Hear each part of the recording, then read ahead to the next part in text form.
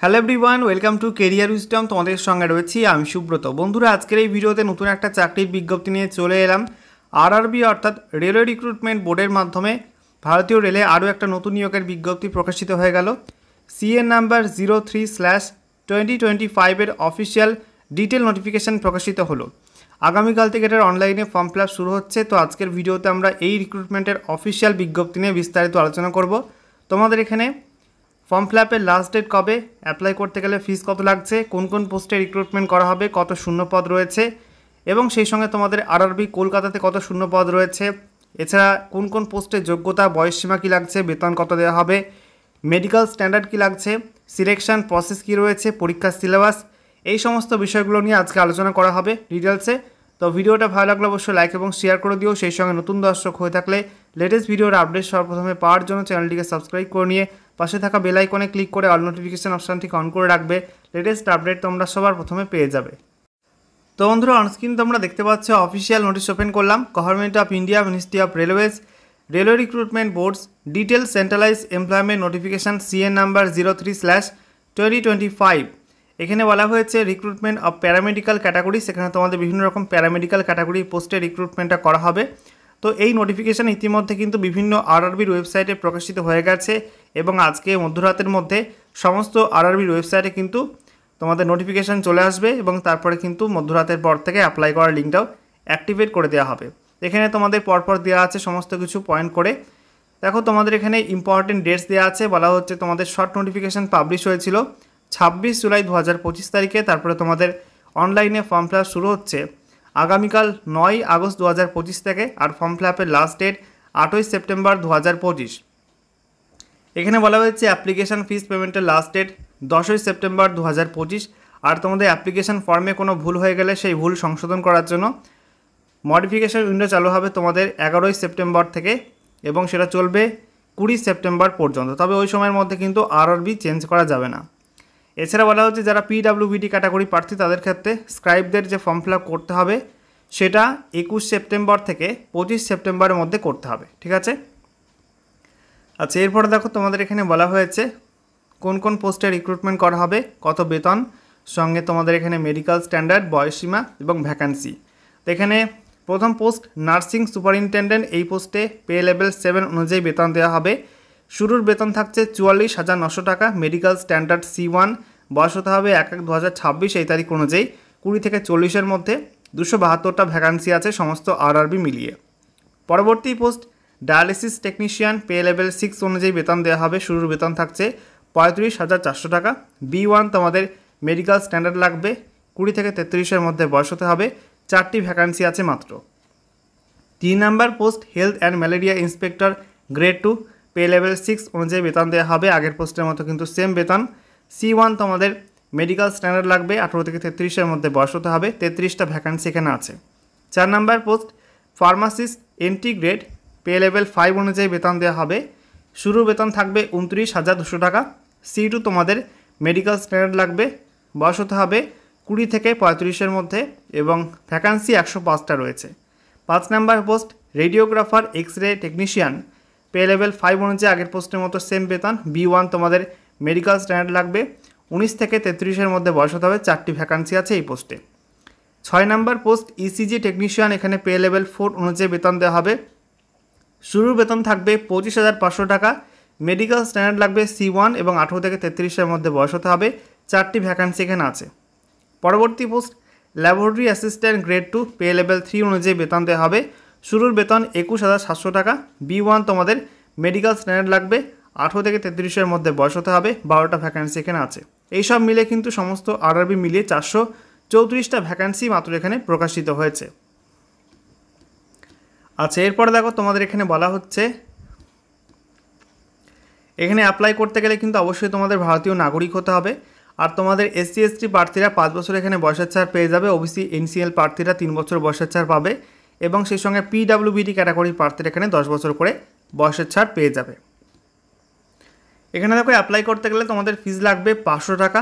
সেই সঙ্গে বলা হয়েছে সিবিটি পরীক্ষায় বসলে তোমাদের অ্যাপ্লিকেশান ফিস 100 টাকা এবং সেই সঙ্গে ব্যাঙ্ক চার্জ কেটে বাকি টাকাটা অর্থাৎ প্রায় 400 টাকার কাছাকাছি রিফান্ড করা হবে তোমাদের ব্যাঙ্ক অ্যাকাউন্টে। এছাড়া বলা হচ্ছে SC ST category ex serviceman, PWBD, সমস্ত মহিলা প্রার্থী, ট্রান্সজেন্ডার, মাইনরিটি, ঠিক আছে, এবং ইবিসি এই সমস্ত ক্যাটাগরির প্রার্থী হয়ে থাকলে তোমাদের এখানে 250 টাকা ফিস পেমেন্ট করতে হবে এবং সিবিটি পরীক্ষায় বসলে তোমাদের ব্যাঙ্ক চার্জ কেটে বাকি টাকাটা অ্যাকাউন্টে কিন্তু রিফান্ড করে দেওয়া হবে, ঠিক আছে। এরপরে দেখো সিলেকশন প্রসেস কী বলা হচ্ছে সিবিটি পরীক্ষার মাধ্যমে তোমাদের সিলেকশনটা করা হবে, যেখানে তোমাদের এমসিকিউ টাইপের কোশ্চেন থাকবে। তোমাদের পরীক্ষায় মোট 100টি কোশ্চেন থাকবে, 100 নম্বরের পরীক্ষা নেওয়া হবে, সময় থাকবে 90 মিনিট। আর পিডাব্লিউবিডি ক্যাটাগরির প্রার্থী হয়ে থাকলে 120 মিনিট সময় পাওয়া যাবে। এখানে সিলেবাসটা বলে দেওয়া হয়েছে, প্রফেশনাল অ্যাবিলিটির ওপরে 70টি কোশ্চেন 70 নাম্বার, জেনারেল অ্যাওয়ারনেস 10টি প্রশ্ন 10 number, general arithmetic, general intelligence and reasoning মিলিয়ে 10টি কোশ্চেন 10 নাম্বার, আর জেনারেল সায়েন্স থেকে 10টি কোশ্চেন 10 নাম্বার, মোট 100টি কোশ্চেন থাকবে এবং 100 নাম্বারে পরীক্ষা তোমাদের এখানে নেওয়া হচ্ছে। পরীক্ষায় নেগেটিভ মার্কিং থাকবে 1/3, ঠিক আছে।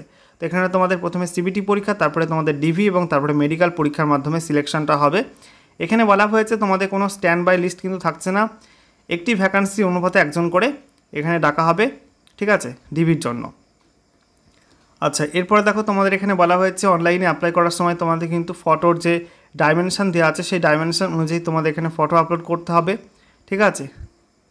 এখানে তোমাদের বলা হয়েছে যে তোমাদের লাইভ ফটো ক্যাপচার অপশান কিন্তু চালু রয়েছে, যেমনটা টেকনিশিয়ানে ছিল সেটা কিন্তু তোমাদের প্যারামেডিক্যালের ক্ষেত্রে হবে। লাইভ ফটো ক্যাপচার করে ফটো আপলোড করতে হবে, কোনো আগের থেকে তুলে রাখা ফটো কিন্তু আপলোড করলে হবে না, লাইভ ফটো ক্যাপচার করতে হবে, ঠিক আছে। এবারে তোমাদেরকে দেখাবো তোমাদের এখানে কোন কোন পোস্টে যোগ্যতা কী লাগছে। দেখো তোমাদের এখানে প্রথম পোস্ট রয়েছে নার্সিং সুপারিনটেন্ডেন্ট। অ্যানেক্সার এর মধ্যে তোমাদের প্রত্যেকটা পোস্টের প্যারামিটার দেওয়া আছে। তো এখানে নার্সিং সুপারিনটেন্ডেন্ট এই পোস্টের যোগ্যতা বলা হয়েছে তোমাদের 3 বছরের জিএনএম কোর্স করা থাকতে হবে, ঠিক আছে। বলা হচ্ছে ইন্ডিয়ান নার্সিং কাউন্সিল স্বীকৃত প্রতিষ্ঠান থেকে বা স্কুল থেকে, নার্সিং স্কুল থেকে তোমাদের জিএনএম কোর্স করা থাকতে হবে, অথবা তোমাদের বিএসসি নার্সিং করা থাকলেও তোমরা কিন্তু এখানে অ্যাপ্লাই করতে পারবে, ঠিক আছে। পরবর্তী পোস্ট তোমাদের রয়েছে ডায়ালিসিস টেকনিশিয়ান। এই পোস্টে বলা হয়েছে তোমাদের এখানে বিএসসি করা থাকতে হবে, সঙ্গে তোমাদের ডিপ্লোমা ইন হেমোডায়ালিসিস অথবা 2 বছরের তোমাদের স্যাটিসফ্যাক্টরি ইন হাউস ট্রেনিং বা এক্সপিরিয়েন্স থাকতে হবে হেমোডায়ালিসিস ওয়ার্কে, ঠিক আছে, কোনো স্বীকৃত এবং স্বনামধন্য প্রতিষ্ঠান থেকে, ঠিক আছে, সেটা তোমাদের এখানে চাওয়া হয়েছে। 3 নম্বর post health and malaria inspector grade 2। এই পোস্টের যোগ্যতা বলা হচ্ছে তোমাদের বিএসসি পাস করতে হবে এবং সেখানে তোমাদের কেমিস্ট্রি সাবজেক্টটা নিয়ে পড়াশোনা করে থাকতে হবে, সাথে তোমাদের বলা হচ্ছে 1 বছরের ডিপ্লোমা করা থাকতে হবে হেলথ অথবা স্যানিটারি ইন্সপেক্টর, অথবা তোমাদের 1 বছরের ন্যাশনাল ট্রেড সার্টিফিকেট থাকতে হবে, এনটিসি থাকতে হবে ইন হেলথ স্যানিটারি ইন্সপেক্টর, ওকে, এবং সেটা কিন্তু এনসিভিটি স্বীকৃত হতে হবে। পরবর্তী পোস্ট তোমাদের রয়েছে ফার্মাসিস্ট এন্ট্রি গ্রেড। এই পোস্টের যোগ্যতা বলা হয়েছে বিজ্ঞান শাখায় তোমাদের উচ্চ মাধ্যমিক পাস করতে হবে, 10+2 পাস করতে হবে, সঙ্গে তোমাদের স্বীকৃত প্রতিষ্ঠান থেকে ফার্মেসির ডিপ্লোমা কোর্স করা থাকতে হবে, ঠিক আছে, এবং সেই সঙ্গে তোমাদের ফার্মাসিস্ট হিসাবে রেজিস্টার থাকতে হবে আন্ডার দ্য ফার্মেসি অ্যাক্ট 1948, অথবা তোমাদের এখানে ফার্মেসির ব্যাচেলার ডিগ্রি করা থাকতে হবে, অর্থাৎ বি ফার্মা করা থাকতে হবে স্বীকৃত বিশ্ববিদ্যালয় থেকে বা প্রতিষ্ঠান থেকে, সঙ্গে তোমাদের ফার্মাসিস্ট হিসাবে রেজিস্টার থাকতে হবে আন্ডার দ্য ফার্মেসি অ্যাক্ট 1948, ওকে। পরবর্তী post radiographer X ray technician.